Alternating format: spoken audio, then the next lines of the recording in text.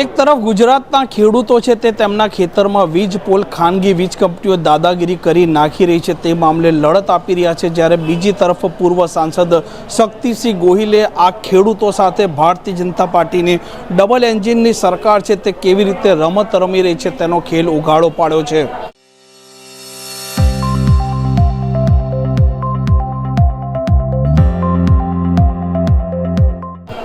નમસ્કાર, આપ જોઈ રહ્યા છો હોટલાઇન ન્યૂઝ અને હું છું આપની સાથે તોફિક ગાંચી। ગુજરાતના જે ખેડૂતો છે તે વીજ પોલ જે તેમના ખેતરોમાં ખાનગી વીજ કંપનીઓ નાખી રહી છે તે મામલે અત્યારે તે લડાયક મૂળમાં છે, ઉપવાસ કરી રહ્યા છે, આંદોલન કરી રહ્યા છે અને પરિપત્રમાં સુધારાની વાત કરી રહ્યા છે। સરકાર આ મામલે હસ્તક્ષેપ કરે તેવી પણ તેમની માંગ છે, પરંતુ ભારતીય જનતા પાર્ટી કે સરકાર તરફથી હજી સુધી આ મામલે કોઈ એવી ઠોસ નિવેદન કે ઠોસ વાત સામે આવી નથી। અને તેના બીજી તરફ પૂર્વ સાંસદ શક્તિસિંહ ગોહિલે એક મોટો ધડાકો કરતા કહ્યું છે કે વર્ષ 2019માં ગુજરાતમાં પ્રધાનમંત્રી કૃષિ વીમા યોજના છે તે બંધ કરી દેવામાં આવી છે અને રાજ્યમાં પણ ભાજપની સરકાર છે, કેન્દ્રમાં પણ ભાજપની સરકાર છે, તેમ છતાં આ રાજ્યની સરકાર કેમ તેની અમલવારી નથી કરતી, જ્યારે અન્ય રાજ્યોએ તેની અમલવારી કરેલી છે। અને આ મામલે કેન્દ્રના કૃષિ મંત્રી છે શિવરાજસિંહ ચૌહાણ, તેમણે પણ મુખ્યમંત્રી ભૂપેન્દ્ર પટેલને વર્ષ 2025ના નવેમ્બર મહિનામાં એક પત્ર લખ્યો છે, તેમ છતાં આજ દિન સુધી તેનો કોઈ ઠોસ નિર્ણય લેવાયો નથી ને તેમણે એક પછી એક સવાલો પણ પૂછ્યા છે।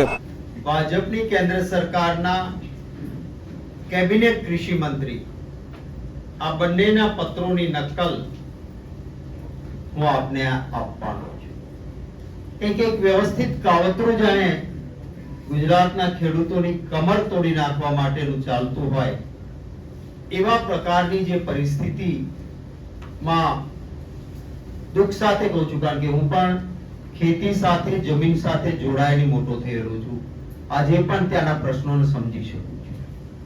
આપણે કહીએ છીએ કે ખેડૂત એ જગતનો તાત છે અને એટલા જ માટે, કારણ કે હું કોઈ ઉદ્યોગોનો વિરોધી નથી, પરંતુ કોઈ પણ ઉદ્યોગપતિમાં એ તાકાત નથી કે કોઈ એવા દાણા બનાવીને આપે કે જેની રોટલી બનાવે અને આપણે ખાઈએ ને પેટનો ખાડો પૂરી શકાય। કોઈ એવું કેમિકલ બનાવે કે રડતા બાળકને બોટલમાં ભરીને આપો અને રડતું બાળક એ રડતું બંધ થાય ને બાળકનો વિકાસ થાય, આવું કેમિકલ કોઈ ઉદ્યોગપતિ નહીં બનાવશે। માત્ર ખેડૂત અને માલધારી એ જ પેટનો ખાડો પૂરી શકાય, માણસની ભૂખ ભાંગી શકે એ રાત દિવસ પસીનો પાડીને એ ખેડૂત જ કરી શકતો હોય છે। ગયા વર્ષે આપ સૌ જાણો છો કમોસમી અતિશય વૃષ્ટિ થઈ, અતિવૃષ્ટિ થઈ, ખેડૂતોને પારાવાર નુકસાન ગયું। આપણા રાજ્યની જેમ દેશના અન્ય રાજ્યોમાં પણ આવો કમોસમી વરસાદ થયો હતો।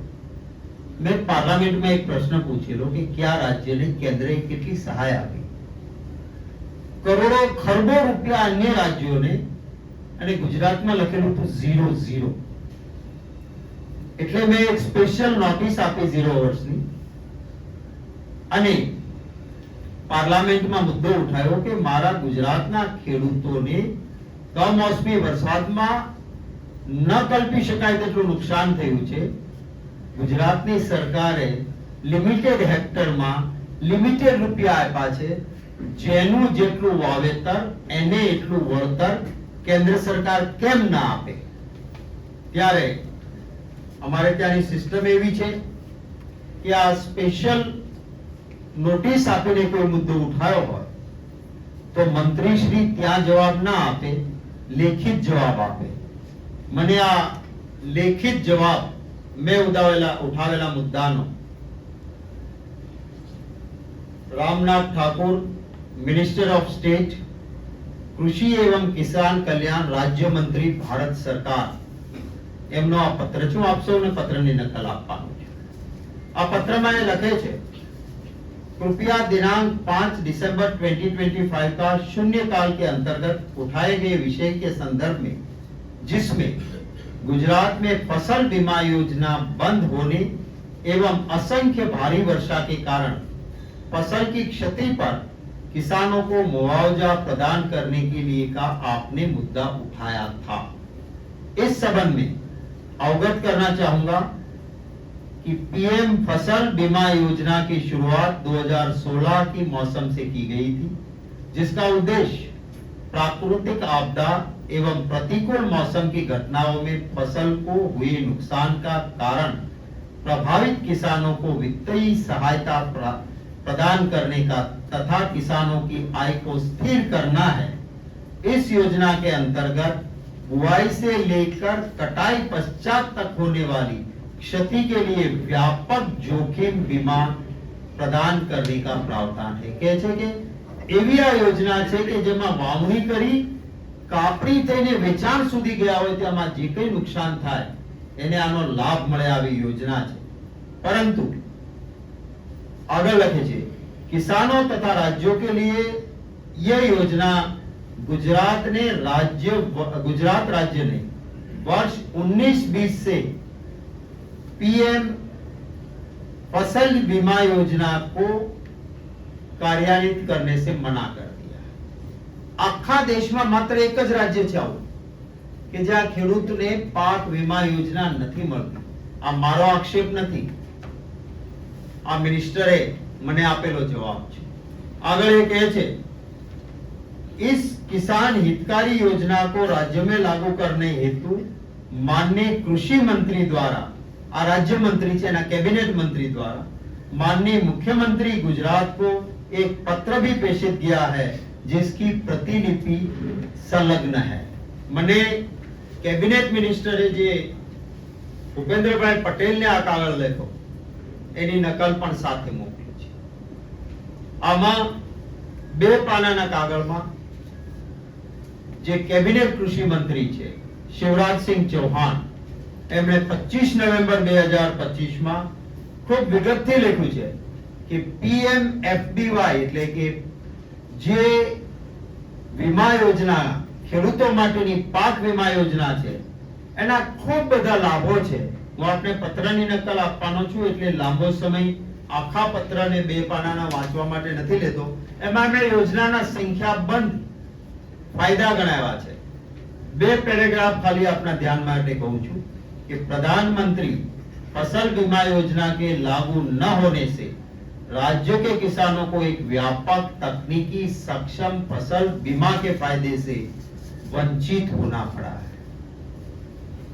केंद्र में भाजपनी सरकार છે, એના કેબિનેટ કૃષિ મંત્રી ગુજરાતના મુખ્યમંત્રીને કહે છે કે વ્યાપક તકનીકી સક્ષમ આ યોજના છે એનાથી ગુજરાતના ખેડૂતો વંચિત રહ્યા છે।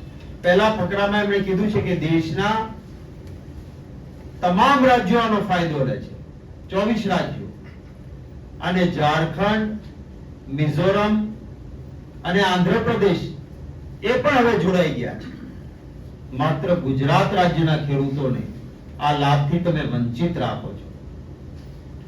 આગળ લખે છે जो मौसम संबंधी जोखिमों, प्राकृतिक आपदाओं, अप्रत्याशित परिस्थितियों से महत्वपूर्ण वित्तीय सुरक्षा प्रदान करती है, ऐसे संरचित जोखिम न्यूनीकरण माध्यमों के अभाव से किसान जलवायु जनित अनिश्चितताओं और बाजार की अस्थिरता के प्रति संवेदनशील हो जाता है, जिससे उनकी आर्थिक स्थिरता, राज्य की समग्र कृषि उत्पादकता और राज्य के किसानों के वित्तीय नुकसान की भरपाई करने की वित्तीय स्थिति तीनों प्रभावित होती है।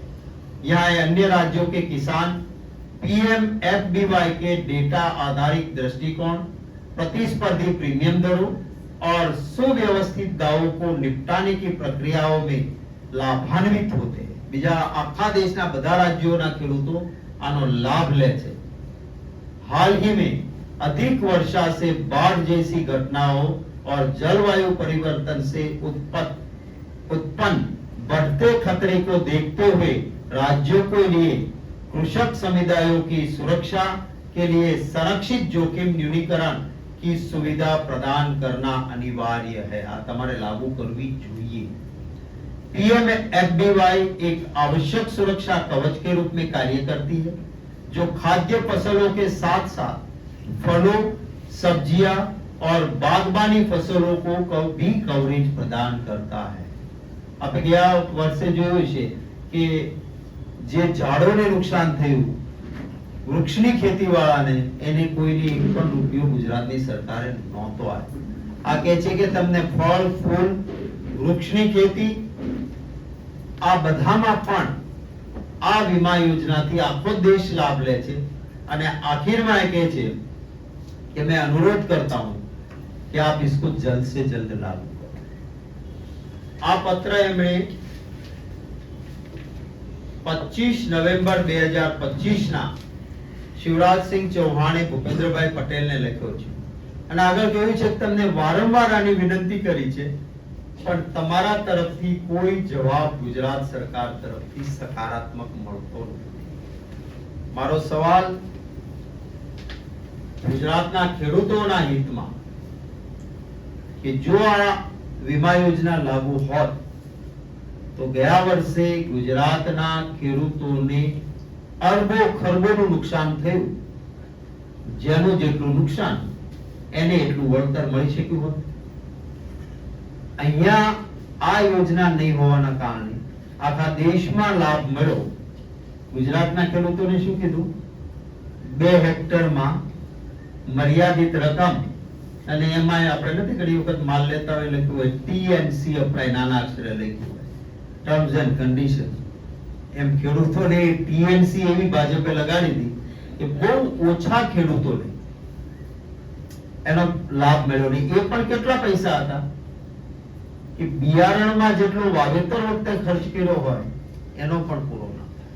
ત્યારે કેટલીક માંગણીઓ મેં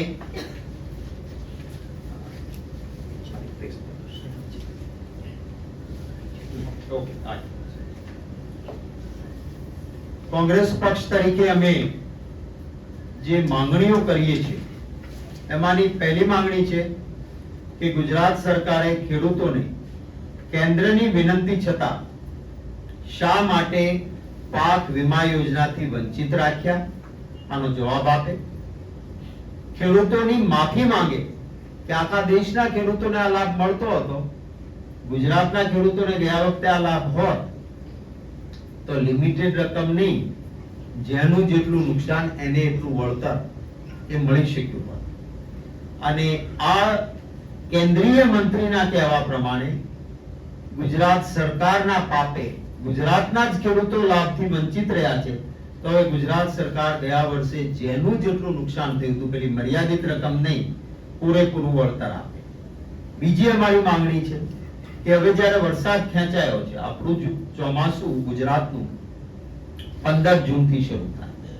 આપણે આજે 30 જૂન છે અને 30 જૂન સુધી ક્યાંય વરસાદ યોગ્ય થયો નથી. સૌરાષ્ટ્રમાં જેની પાસે થોડું ઘણું પાણી હોય એ ટિપિકલ એના માટે વર્ડ છે ઓરવીને વાવણી કરે, એટલે કે કુવામાંથી કે બોરમાંથી પાણી ફેરવી અને એ પાણીથી વાવણી કરી રાખે કે વરસાદ આવશે ત્યારે એનો પાક વહેલો ઉભો થઈ જાય. આવી વાવણી કરનારા લોકોનો પાક સંપૂર્ણ નિષ્ફળ જવાનો, કારણ કે ચોમાસું ખેંચાયું ને હવે કુવા કે બોરમાં પાણી ખૂટવા. એટલે જ્યાં વરસાદ ખેંચાયો છે આ વખતે અને અલ નીનોની આપ જુઓ છે કે બધી જ છાપાઓમાં ફોરકાસ્ટ આવે છે કે અલ નીનોની અસરના કારણે ખેડૂતોને નુકસાન જવાની શક્યતા છે. માટે કેન્દ્રની પાક વીમા યોજના પીએમએફબીવાય તાત્કાલિક ગુજરાતમાં લાગુ કરવામાં આવે, જેથી ગયા વર્ષે એના આગળના વર્ષે તો ખેડૂતોએ નુકસાન ભોગવ્યું, આ વખતે ખેડૂતોને નુકસાન ન થાય. ત્રીજી માંગણી છે કે દેશના તમામ રાજ્યોએ આ યોજના નીચે ખેડૂતોને અઢળક લાભ આપ્યો છે, ત્યારે ગુજરાતના ખેડૂતો 2019-20 થી શા માટે વંચિત રખાયા? ખુલાસો કરો. શું કામ? તમે આખો દેશ લાભ લે છે, કેન્દ્રમાં તમારી સરકાર છે, એ કહે છે કે આટલા આટલા ખેડૂતોને ફાયદો છે, તો ગુજરાતના ખેડૂતોને કેમ વંચિત રાખ્યા અને આના માટે જવાબદાર કોણ? એનો જવાબ આપે. કેન્દ્રીય કૃષિ મંત્રીશ્રીએ ગુજરાતના મુખ્યમંત્રીને 25/11/2025 નો જે પત્ર લખ્યો છે, જેની નકલ હું આપને આપવાનો છું, તેમાં યોજનાના અનેક લાભ ખેડૂતો માટે દર્શાવ્યા છે.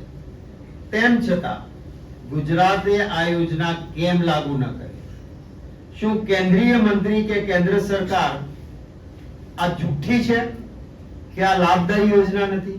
નક્કી કરો, કહી દે કે કેન્દ્રની ભાજપની સરકારના કૃષિ મંત્રી કહે છે કે આ લાભદાયી યોજના છે, એ જુઠ્ઠા છે, એટલે અમે ગુજરાતમાં લાગુ નથી કરી. અને જો લાભદાયી એ ખોટા ન હોય તો તમે શું કામ લાગુ નથી કરી? એનો જવાબ સરકાર ખુલાસો કરે. આ પ્રકારના સમાચાર માટે હોટલાઇન ન્યૂઝ ચેનલને લાઇક, શેર અને સબસ્ક્રાઇબ કરવાનું ભૂલતા નહીં. નમસ્કાર. આવા પ્રકારના વિડીયો તમને જોવા ગમતા હોય તો હોટલાઇન ન્યૂઝ ચેનલને લાઇક, શેર અને સબસ્ક્રાઇબ કરો.